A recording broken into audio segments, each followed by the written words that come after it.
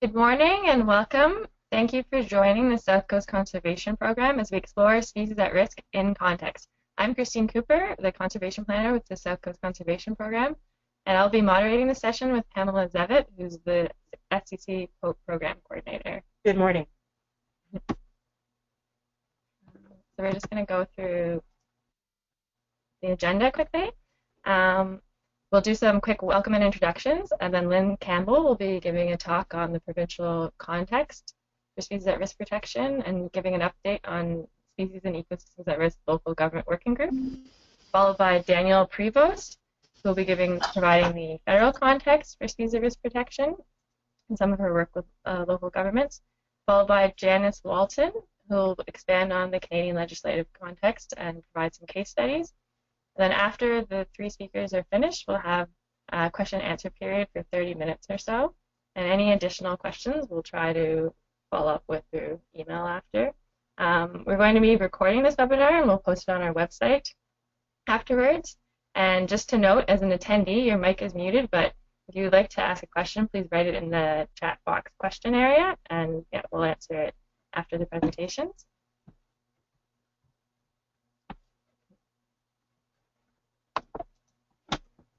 Okay.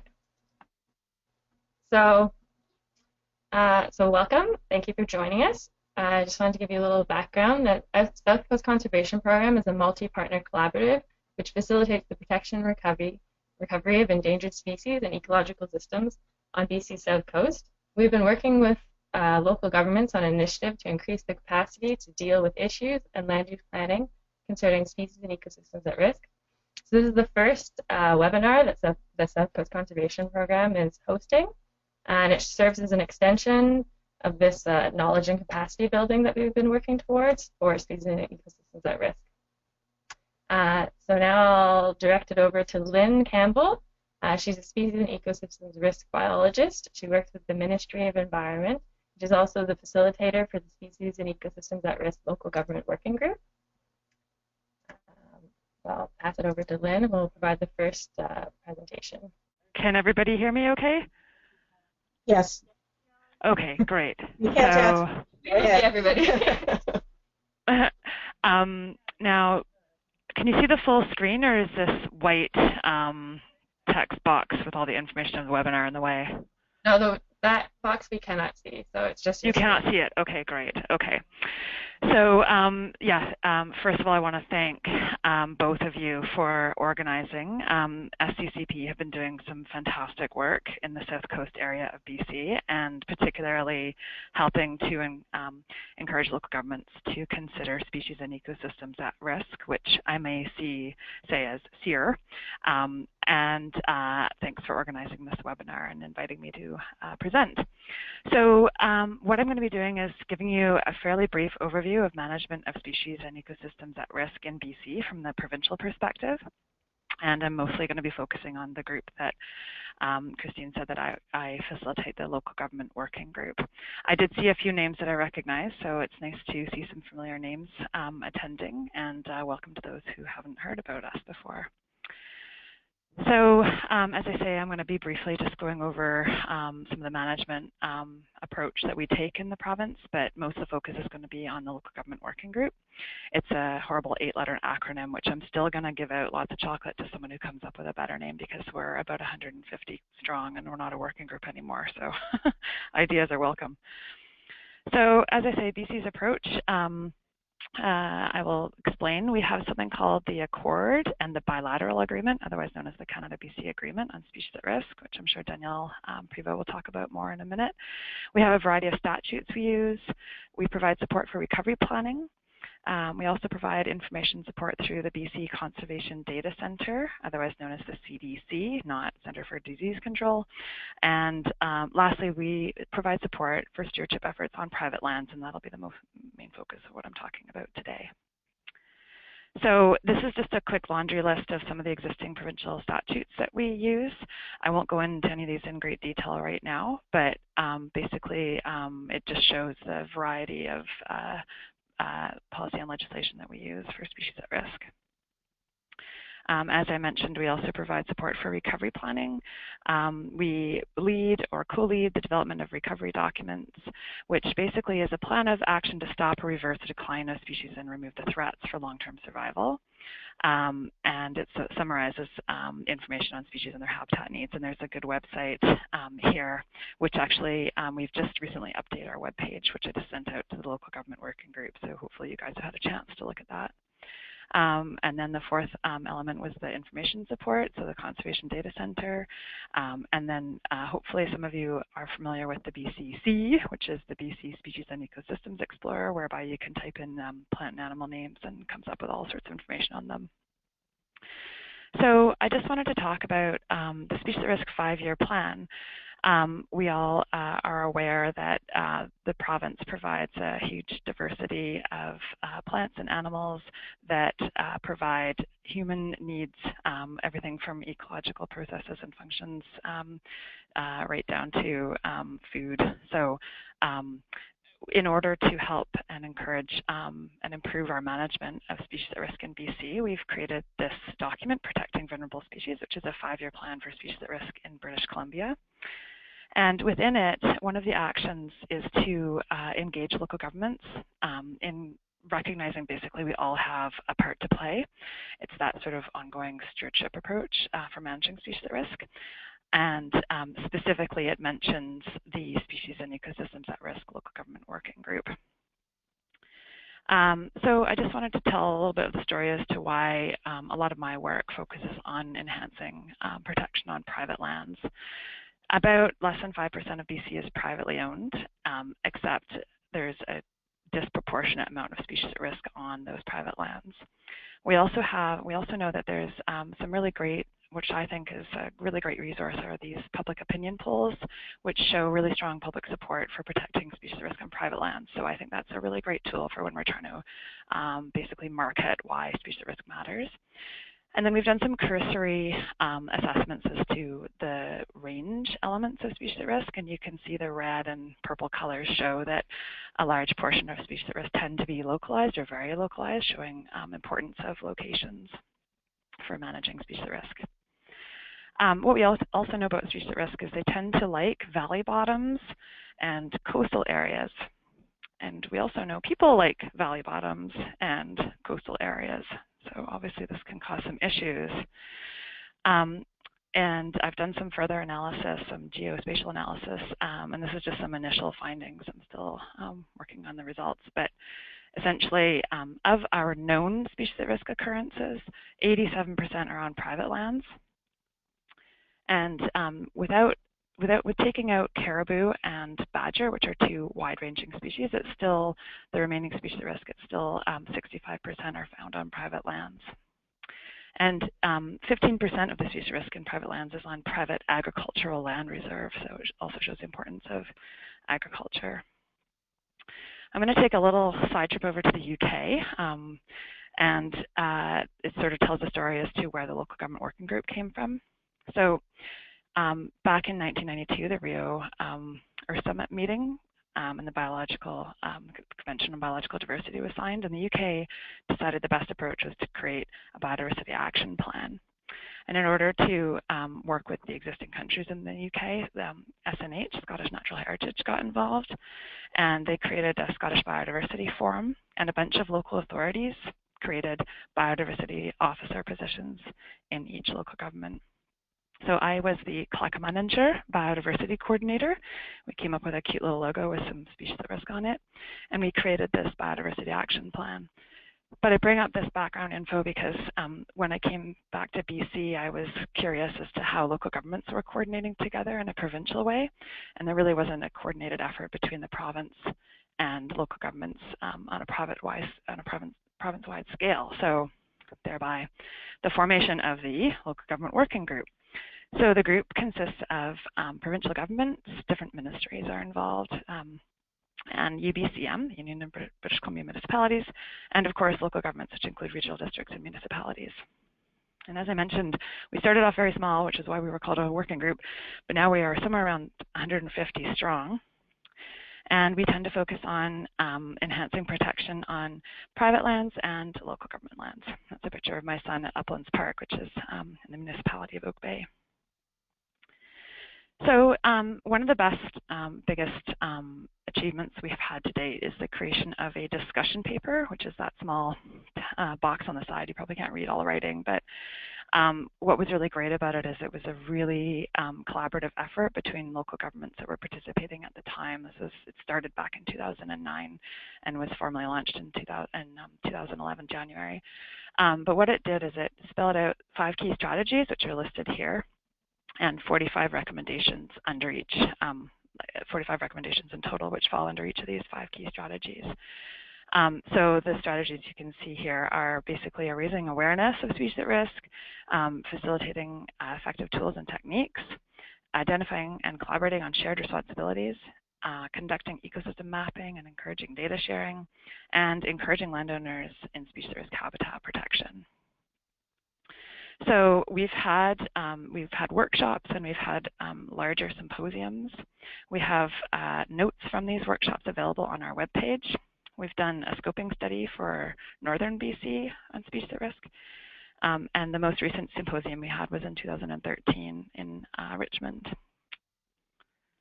So in order to ensure that the discussion paper recommendations weren't just sitting on a shelf and collecting dust, at that symposium in 2013, I wanted to hear from local governments how they felt it would be best to try and capture which recommendations are moving forward and what the likelihood of those would be a focus in the next coming 5 years. So local governments asked that I produce a web survey. There's 80 participating local governments in BC, so trying to do email outs is just not practical. So I created this online survey, and what I asked was for each, so there's 45 recommendations in the discussion paper, 12 of which are for local governments, and the remaining recommendations are for the province and UBCM. So of the 12 that were directed to the local governments, I asked of that recommendation what's already been achieved related to it, if that recommendation was a priority, and if they thought that it would be a priority, either a new or existing priority in the next 5 years. So I managed to get about a 70% response rate, which I think is really, really great because we're all very busy. And I think it gives a really good overview having such a high percentage of response. And so the responses show that I pooled the top responses to question A of what was already happening related to that recommendation. And this simple bar graph just gives you a sort of snapshot. It basically shows that, yes, one of the most popular responses was nothing, but bear in mind that there were about 2/3 of the responses showed at least something was happening. So other priorities were, or at least other things that had already been happening related to that recommendation where policies were already in place, partnerships had been formed, or another initiative had been happening. So overall, we're doing quite well. I also asked for, I created a summary of the respondents that identified at least one of the recommendations being a priority now versus a priority within the next 5 years. And what it shows is about an 8% increase of local governments seeing that particular recommendation as an emerging issue in their area. So as I mentioned, I did the local government survey. I also created a survey for the provincial government employees that participate on the group.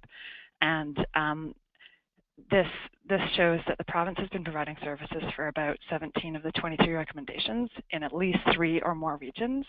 So Ministry of Forest Lands and Natural Resource Operations deals more with the implementation side of things versus MOE. We tend to deal more with the policy formation. So obviously connecting in with the regional offices of Forest Lands and Natural Resource Operations is very important. And so what that shows is at least 3 or more regions are actually actively working towards that recommendation. There's multiple ministries involved, MOE, which is Ministry of Environment, Ministry of Forest Lands, Natural Resource Operations, Ministry of Community, Sport and Cultural Development, and Agriculture are the ministries involved. The services for the remaining 6 recommendations are in development, and there is something happening on each of them. They just need further work. And a large number of those would be covered by some of the work that's happening under the Species at Risk 5-year plan. So in terms of just breaking down a few snapshots from the provincial government, in terms of I've just categorized it under each of those 5 key strategies. So an example of something the province is doing to increase local government awareness of species and ecosystems at risk is the Species Information Portal. It's available on the website. I think this is a really great example. So this is facilitating use of effective tools and techniques. The province worked with UBCM and created, in the UBCM convention in 2013, they created a new category of award under the leadership and innovation category for a biodiversity focus. And Tofino won for its great work with wetlands. And in terms of identifying and collaborating on shared responsibilities, one region has been really great at creating some fact sheets on plants at risk and other species, just to create more information and collaborate with local governments. And in terms of conducting ecosystem mapping and encouraging data sharing, we've got a great resource if you haven't seen it before, the IMAP, which is great if you don't have GIS on your computer, you can still use it. And lastly, in terms of engaging landowners in SEAR habitat protection, there's a great document developed with CARE. So it provides environmental guidelines for urban and rural development in BC. And that was recently updated. So it was originally launched in 2012, but it's been updated. So I just want to quickly nip over to talk about carrots, not growing them, but needing them for encouraging protection on private lands and local government lands. And I'm sure we're all aware of the need for, we're constantly hearing the need for balancing the triple bottom line, getting all the 3 pegs of the stool working correctly. And so this is just to acknowledge that this is some of the background to a project I'm leading on.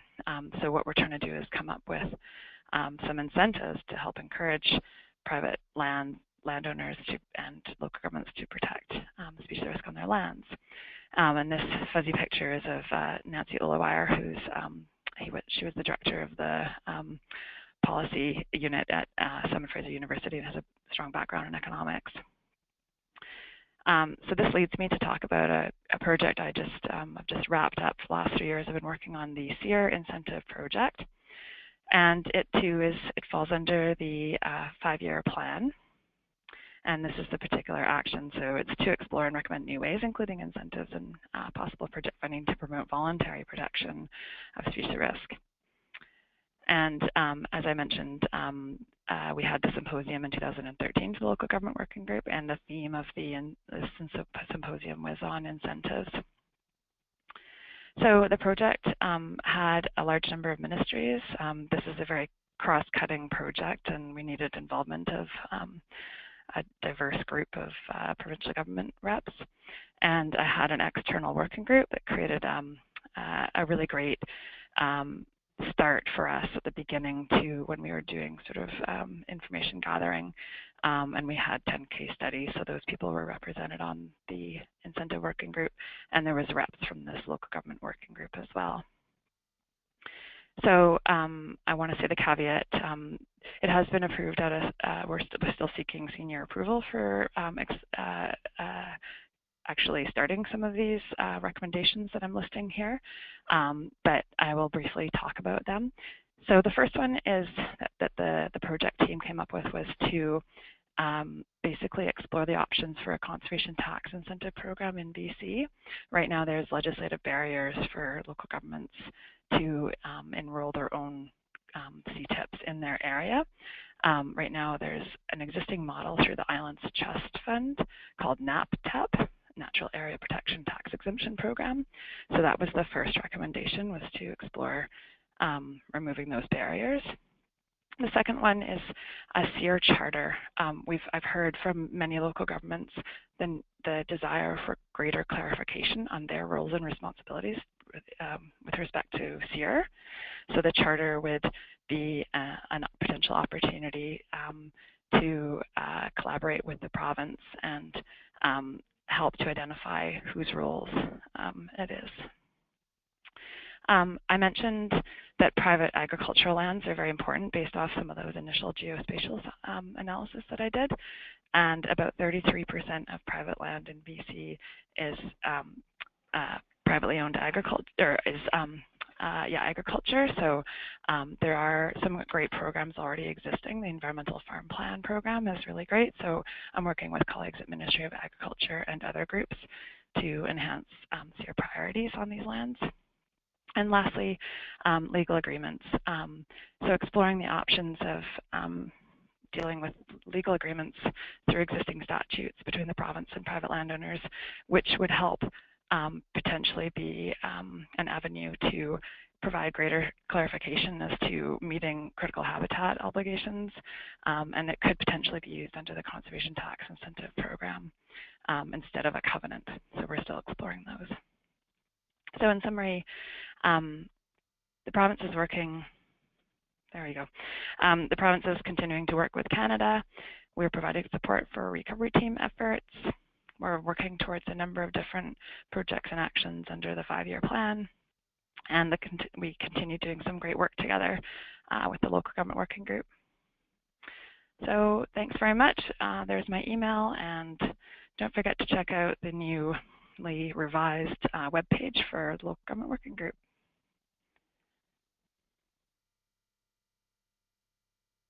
All right, thanks so much, Lynn, for that. It was very thorough, it was very animated.